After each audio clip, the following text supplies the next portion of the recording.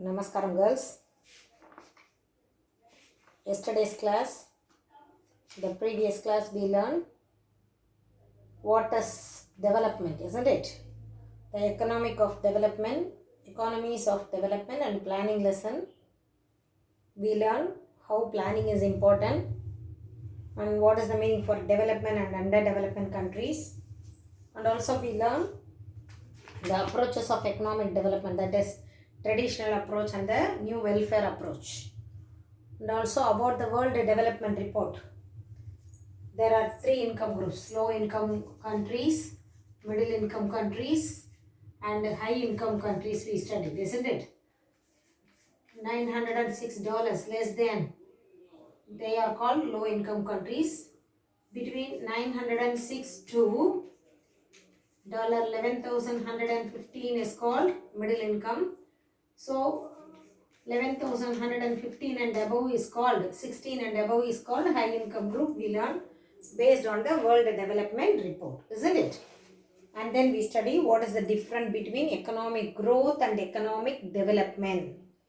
So the economic growth is only the problem of the developed countries, but the economic growth is the problem of underdeveloped countries. So mostly the developed countries, they deals with the problem of the economic growth, but the underdeveloped countries, they deals with the problem of economic development. And we have studied the differences between growth and development, and also we studied the measurement of economic development, isn't it? Four measurements we studied: GNP per capita and GNP, and also social indicators and welfare we studied. Then we study what are the things determines the economic development. In that we studied there are two things: one is economic factors, the another one is non-economic factors. Under the economic factors, we learned under 8 headings. Have you remembered, girls? Natural resources. Start with natural resources, capital, size of the market, and other things, isn't it? And today, in this class, we are going to see what are all non-economic factors that determines the economic development. The non-economic factors, that is, which is not included in the non-economic factors.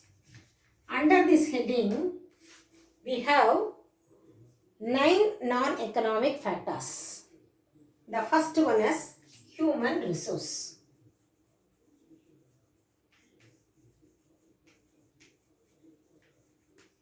It is also called as human capital, isn't it? Human resource. The countries which are undeveloped, which has more population, they have human resources much, isn't it? They have the abundance of human resources. So the human resource is also called as human capital, and it is it helps to increase the productivity. So if there is an increase in the productivity, automatically the national income will be increased, isn't it? So this is called human capital.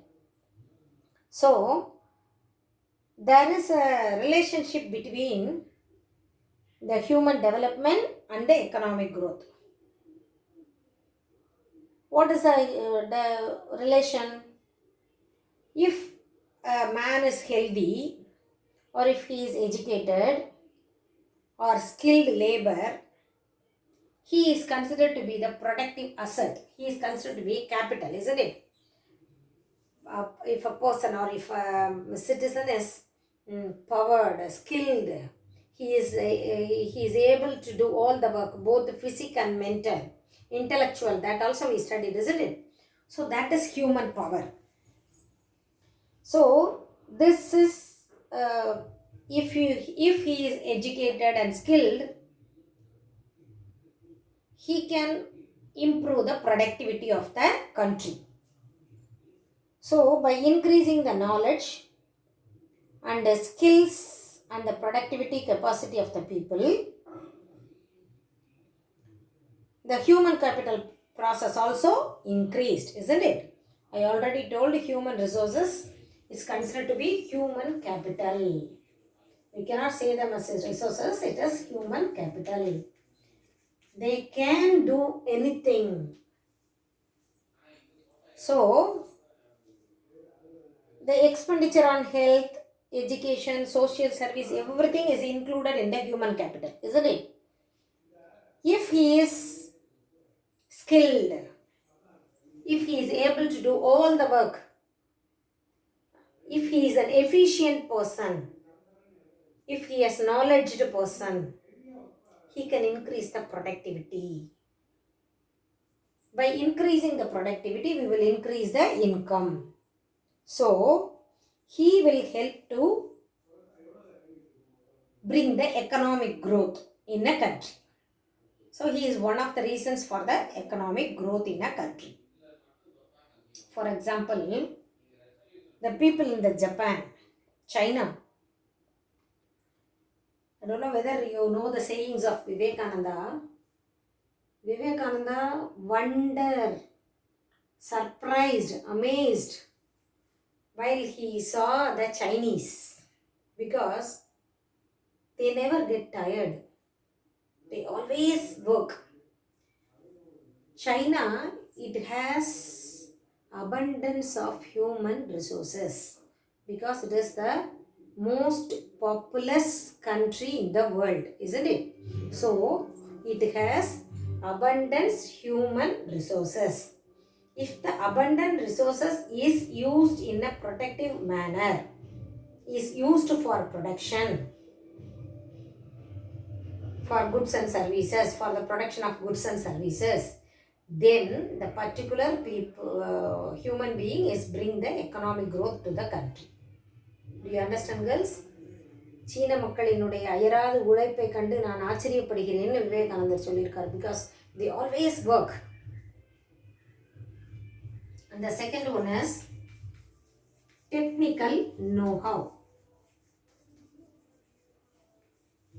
Technical knowledge. As nowadays, the scientific inventions, technologies, advancements, isn't it? They bring our life comfortable. Nowadays, we are living in a sophisticated life. We are leading a sophisticated, comfortable life. So, the technology and scientific innovations brings the sophistication to us.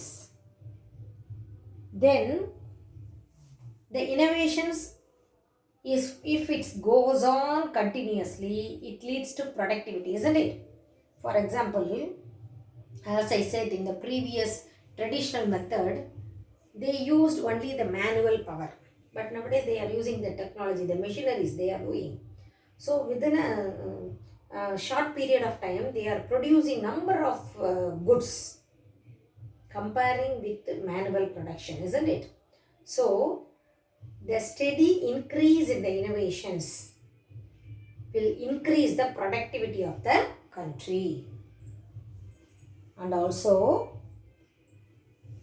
Joseph Schumpeter, who has written a theory of innovation theory. 11th standard you have studied, I think so. Have you remembered, girls, first 4 theories? Adam Smith, Alfred Marshall, Lionel Robinson, Schumpeter, Samuelson's theory you have studied. Joseph Schumpeter, who is a French economist, he has written the theory of innovation. Because the innovations only, the inventions and the innovations, புதுமை புதுசாக எப்படி செய்யலாம், எப்படி கண்டுபிடிக்கலாம், எப்படி improve பண்ணலாம். So the innovations leads to the increase in the productivity, thereby development. And the third one is political freedom.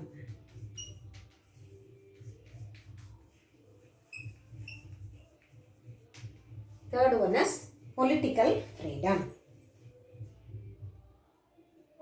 The process of the development is based on the political freedom, isn't it? If a country wants to be developed, the person, the citizen, one who is ruling the country should be proper. Only then the country reach the development or growth. So, there is a link between the development and the politics. As Dadabhai Nauroji has explained, poverty and un-British rule in India, that the drain of wealth from India under the British rule was the major cause of the increase in poverty. What did the British people do? They not only looted our wealth, they also looted our brain drain. We have studied. Have you remembered the brain drain? Brain drain ஆனது நம்மளுடைய உழைப்பை நம்ம என்ன செய்கிறோம், நம்மளுடைய மூளையை அடுத்தவனுக்கு கொடுக்குறோம். People, those are working in foreign countries, they are learning, they are getting educations, their schooling and colleges are done in India, but they are working in foreign countries. That is brain drain. So giving our knowledge to somebody else, selling our knowledge. So that is the main reason which leads India into poverty.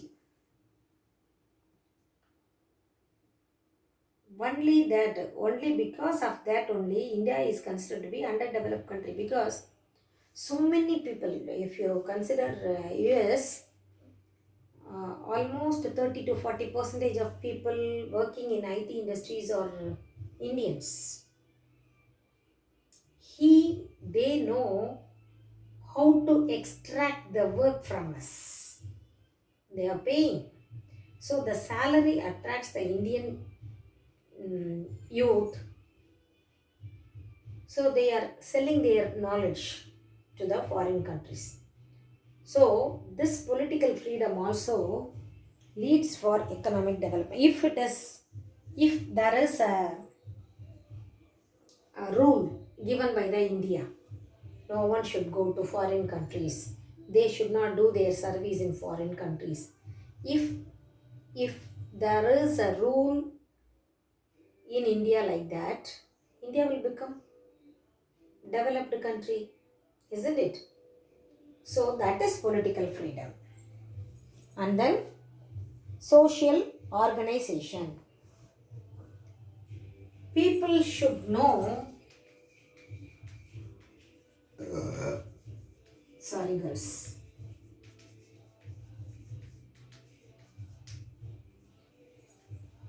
people should show interest in the development activities, isn't it?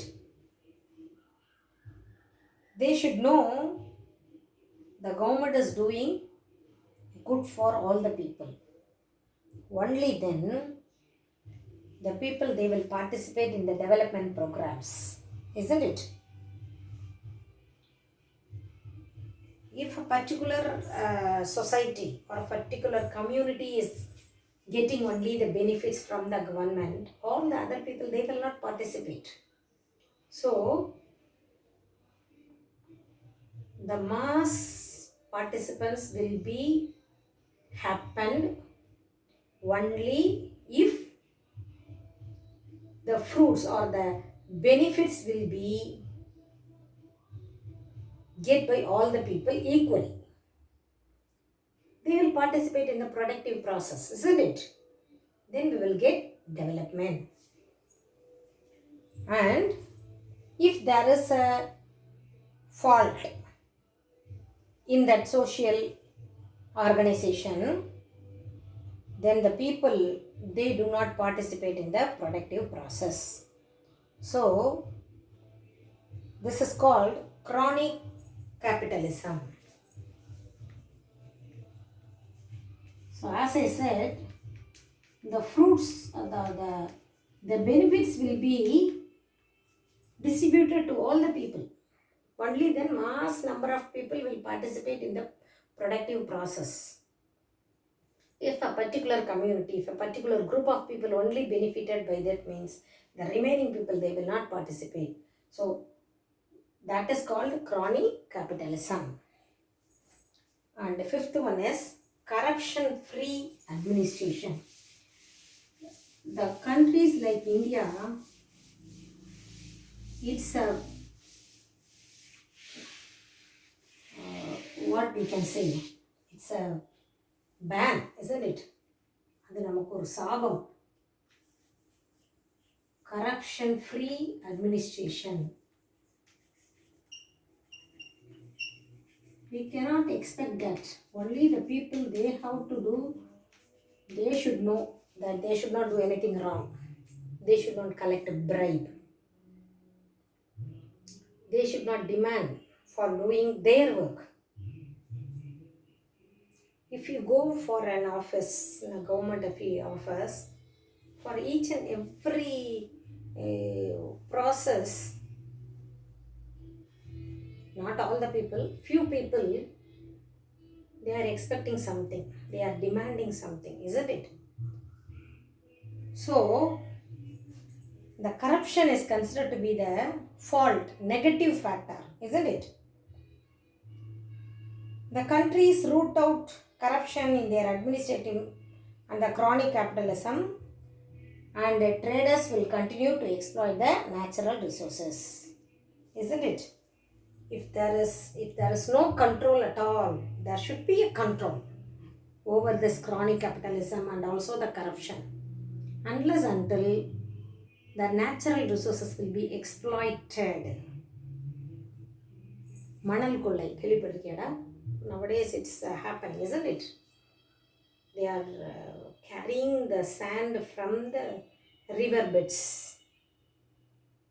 So when the rain falls, it cannot absorb. There is no water flow. So they are getting money and they are allowing the people to collect the sand from the riverbed. So unless until if there is a control over the corruption, if there is a perfect administration, the country will lead to the development process. And then tax evasion, isn't it? The next one. The tax evasion tends to breed corruption and hamper economic process. What do you mean by tax evasion? While I'm teaching about the ninth lesson finance, I told you escaping from tax paying. As we said, income tax and other tax, direct taxes are compulsory payment, we told. But if anybody wants to escape from paying the tax, the government will not get income revenue. Then how did the government spend for the people? The welfare motive will not be satisfied there, isn't it? So tax evasion is also one of the major causes. And the next one is desire for development. Desire for development. What is the desire?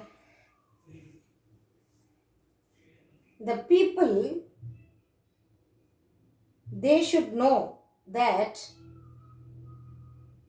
the country should become a developed country. We should live in a developed country. Our country should develop.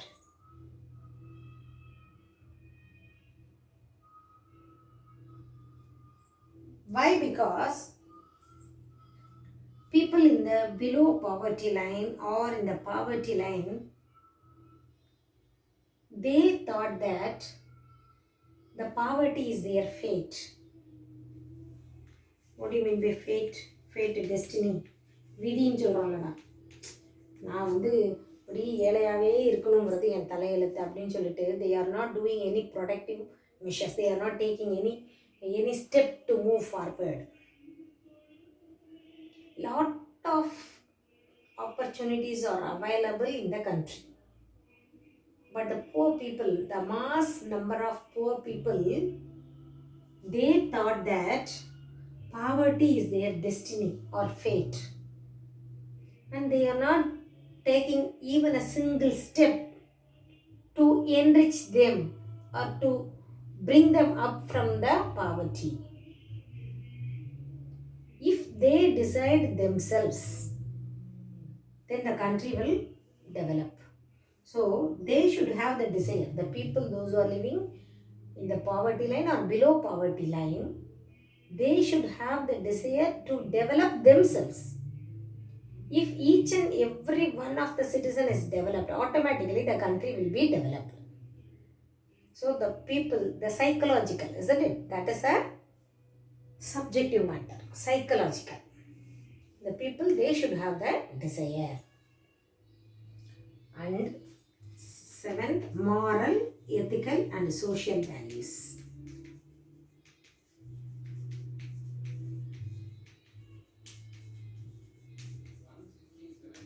Moral, ethical and social values. So these things, they determine the efficiency of market. The people, they should be ethical. அந்த நாள் ஒழுக்கத்தோட பாரம்பரியத்தோட பண்பாட்டோட ஒழுங்காக நடந்துக்கிட்டாங்கன்னா country will develop. If the people, if the traders, if the people, those who are meeting the sellers, the traders, if they do not follow any moral ethics, then the country will not develop. That is corruption, isn't it? பதுக்கிறது, ஜாஸ்தி விலைக்கு விற்கிறது, ஏமாத்துறது, இதெல்லாமே. So the efficiency of market is determined by moral, ethical and social values. If the people are dishonest,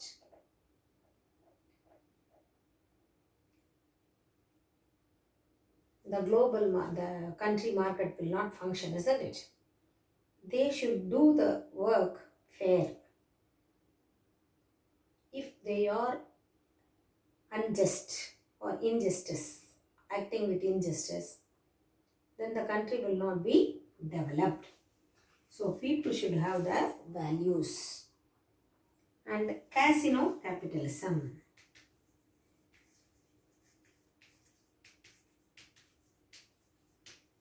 Casino capitalism, that is,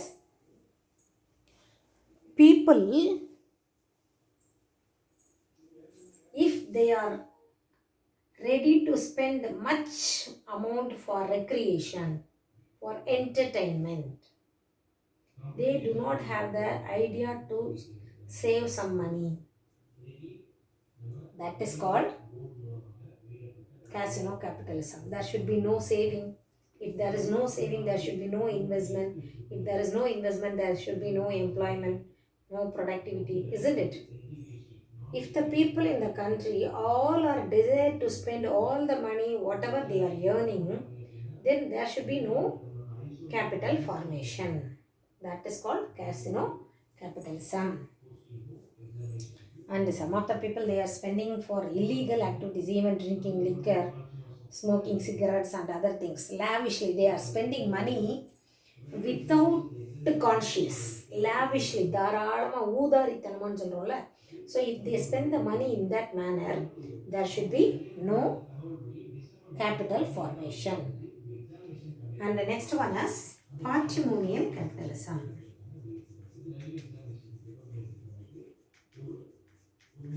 What do you mean by that? If the wealth is